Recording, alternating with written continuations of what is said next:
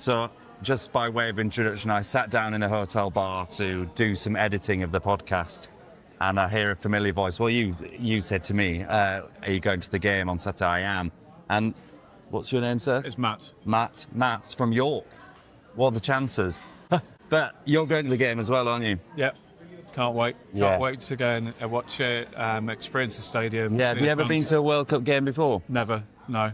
It's going to be great. So it's going to be fantastic. I'm going to try and dig out some old mates from York. I've got a mate in York who runs like kids football teams and stuff like that, and I want to go and meet him while I'm there and see where are people going to hang out and what the scene's going on. Yeah, it's great. Well, and so you were saying just before you're a little bit torn because you've managed to combine a work trip, but you're missing your son's event. Tell me about your son. Yeah, I mean, going to an England game and kind of gutted, right? I think it's a summary. So my son represents Great Britain at BMX, and he's in the south of France at the moment. He's competing at 1 a.m. tomorrow morning. Oh my God! Which I'll be up for. But I'm here with work, and I've basically got 2 different meetings in 2 weeks in a row, and I'm 52 and I'm struggling to fly twice in 2 weeks. So I thought I'd do that, and then just not football related, but I thought I might slip in the Human League on Friday night. Okay, yeah, they're in town. They're playing around the corner at Radio City. But I heard this on the radio the other day. Yes. Mark Armand and yeah.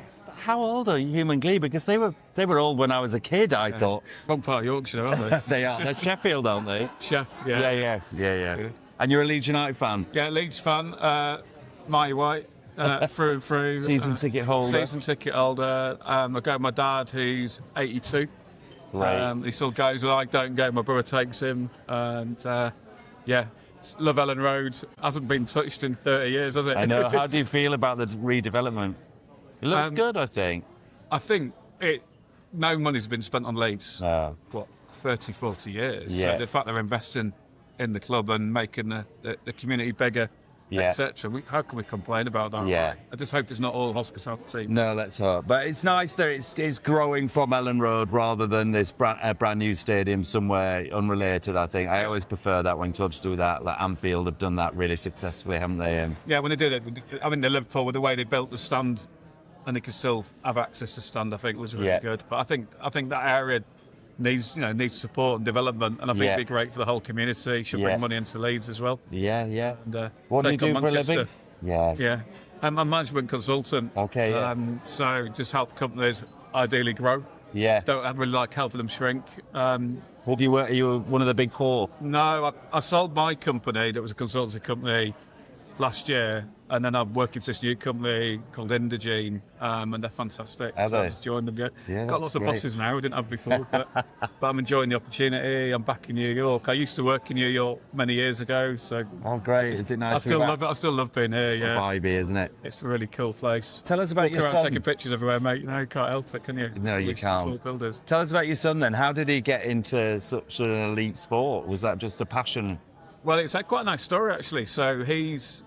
what's he called? He's 16. His name's Jacob Warren. There's different... BMX, there's different age categories that you can represent Great Britain on. The elite is kind of... The Olympic pathway is another level. Yeah. He's not yet there. But 4 years ago, during COVID, I think the Tokyo Olympic, 5 years ago, he was just at home. We lived in the middle of... miles away from any BMX. Didn't even know what BMX was. And he saw Beth Shriever win the gold medal. And he just went... Dad, that's what I want to do. And then I didn't get involved. He suddenly found a steel BMX, like a massive heavy BMX, and said, Dad, let's go and take this down a track. Yeah. We drove like an hour and a half to this BMX track, and he went, I love it. And at the time, my son was like massively overweight and lacking confidence, and he took it up, really enjoyed it, and then started doing it on a regular basis. And like 5 years later, he's now representing this country, and the guy who coaches him is Beth's partner, Beth Shriever's partner. So it just tells you a lot about live your dreams, do what you do. Live your dreams, but also the importance of seeing things on TV to inspire people, 100%. Right? You know, none of those people, Beth herself, would have no idea that she would have inspired your son so passionately. Yeah. Now I guess she does because her partner's the goat. No, she does, and I think it's just like, and they're so humble and approachable and not entitled in any way. And now he's like got mates from all around the world, kind of thing. He's just enjoying life and loads of confidence, realise the importance of sport and staying fit in terms of what it does for you. But yeah, he's racing. it's probably his last chance representing Great Britain because the levels get higher as you get older. But he's got the World Championships in the summer, so he's racing in the Worlds in Brisbane this summer. So that'll be after this. Just to travel and have those chances is amazing. It's incredible, and I think although it's a bit of a slug on the money, it is an accessible sport, and lots of people get a chance to do it, and it's really good. So are you the mechanic getting out the WD-40 and keeping the bikes in check? Or? I'm always somebody knows someone, right? So I'm a bit more. I'm a project manager by heart. Management consultant. Yeah, let's find someone to help us out and beg a favour or whatever. But I think it's a brilliant community sport. BMX. I think it helps a lot of kids that are neurodiverse and from different backgrounds. It gives them to focus on. You race in all sorts of places around there, and then actually a lot of it's like racing in the States and helping solve issues in town. It's brilliant, and nobody looks up or down on people. Everyone gets a chance, and it's just brilliant. Yeah, my only job in it is to be an enabler, to drive my son to races, and I don't do anything else. And that's actually a really humbling and special thing. And that's, I think, what sport's about as parents is just to enable it for your kids. Yeah, and so he's driving it all. He's in charge. You're there as the sort of like enabler, second in command. It's a lovely part of the relationship, isn't it? I think that's just for sport in general. I mean, a lot of parents, go through this, but I don't think I know a single parent who has any regrets doing it, even when they get bored and want to move on.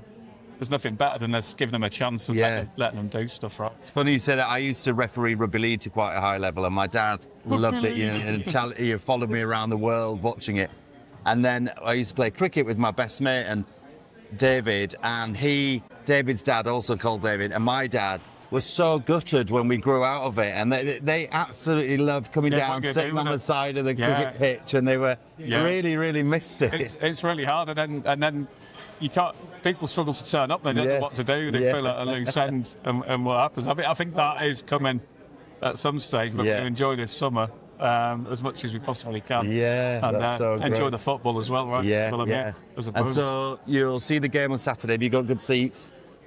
I've got seats. You don't know where they are. I roughly know where they are. I think they're going to be okay. Yeah. But I've got a mate of mine, a bit random really, that this is quite another side story, right? That when we were kids growing up, there was a band called Brockley Haven, and my mate was a drummer in this band called Brockley Haven. And then Rick from Shed 7 was the lead singer of that, right? And then we were at the Isle of Wight Festival last week, and Rick was playing, and then Magnus, who was a drummer, is in town. So I want to see if Magnus wants to come and just hang out because he knows everybody. He's lived in New York for about 10 years, so I just want to hang out with Magnus. I think he runs a record label here or something like that now. He's a bit of a dude and always trendy. Yeah, so the underground New York music. Well, yeah, but you might just say, look, Matt, I don't remember who you are. Yeah. And I've got a better thing to do. But I said to Magnus, I'm on my own in New York. Can we just hang out with you and see what the vibe is? Yeah. I think he helps, back to sport, he helps young kids. He coaches young kids' football teams and stuff in the area, right? So I think that'd be...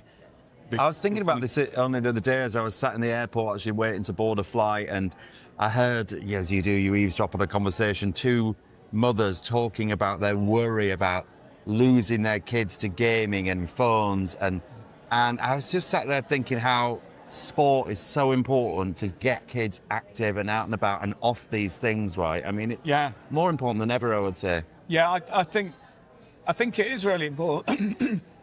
But some kids are not into sport, right? And it's just then, what's their passion? Yeah. And just make it happen. I've got an older son who actually now is into sport, but at one point during COVID, he really struggled with it. Yeah.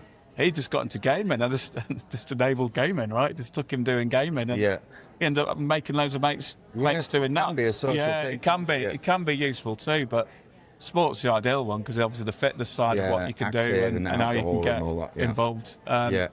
And have you had a chance to look at the football here, local football here at all? Or? I haven't yet. I mean, Ecuador, hang on, sorry. As we watch this, Ecuador have just scored, which I've just left some guys in a bar, and they'll be absolutely. He predicted this. Because Germany have looked very poor, I think, today. So this is great for Ecuador. Wow, amazing. No, I'm going to look to see if there's a baseball game. I'm here till Wednesday, so I'm going to see if there's a baseball game at some point. I'd like to try and get out to that, having just missed all the Knicks NBA stuff. I was in town for the first game. Oh, what you? And New York just was I heard it was unbelievable. off the charts, wasn't it? Yeah, it really was. It was akin to, being in North London when Arsenal win or whatever it might be. Yeah. I mean, sports change. I mean, soccer's changed the city as well, hasn't it? Yeah. At the moment, it's absolutely brilliant atmosphere. I can't believe this.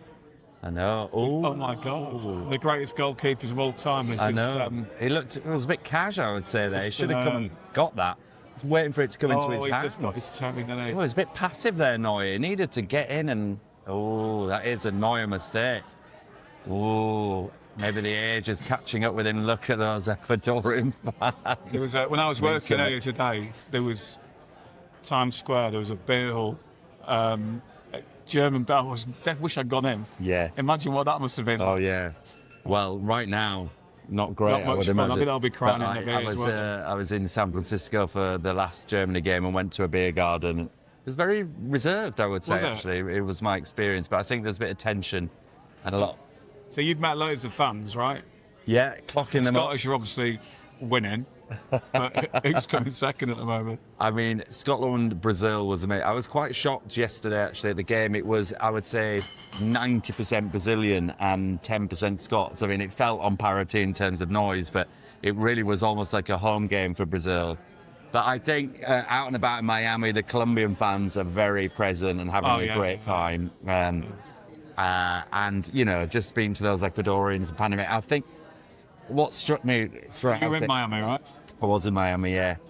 It's like nothing I've experienced, I have to say. I think their camaraderie and shared experience is really off the charts. I mean, it's what sport does best when it's really, in its best capacity. And with all the bagpipes and doing the marching around Miami. Well, half time yesterday was bagpipes with samba drums. Was as it? a mashup, so it was great. Really? The samba dancer, so it was great. Yeah, They were playing together. It was quite incredible. And I saw that one of the heads of Boston, the mayor or whatever it was saying that they want to do it every year. Yeah. They've invited.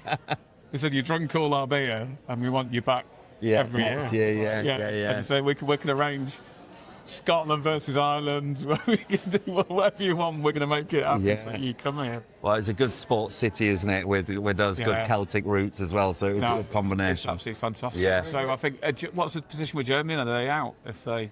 They snuck a victory, didn't they, over Cote d'Ivoire? So they must be, I think, in the running. Maybe this has just swapped them into second with Ecuador, but let's see. They've got one to play, have they? Yeah. Right. No, this is the last one. Oh, last one. But they should be right. I think they'll be fine. Yeah. But it's going to throw up who we as England in its way. So again, all the best. Yeah, take care. See you later on. Yeah. That was a gentleman from Leeds.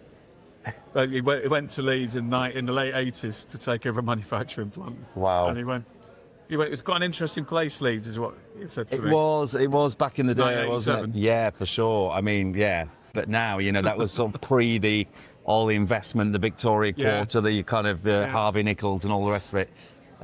Great student city as well. Leeds is great. I hear it's getting better and better all the time, isn't it? Yeah. Great to chat. And maybe see you in Saturday around the grounds. Great to see you. Yeah, thanks so much. You too. Really good. Thanks for doing that. And good luck to your lad.